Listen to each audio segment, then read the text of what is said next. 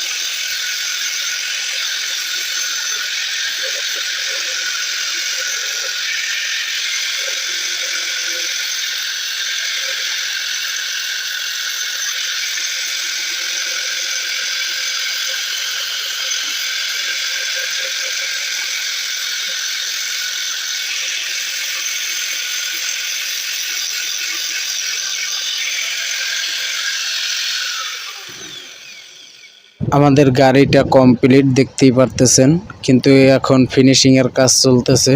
আমরা কিভাবে গাড়ির ইঞ্জিনটাকে তৈরি করি সম্পূর্ণ আপনাদেরকে দেখানোর চেষ্টা করব। খোদা হাফেজ, দেখা হবে নতুন কোনো ভিডিওতে।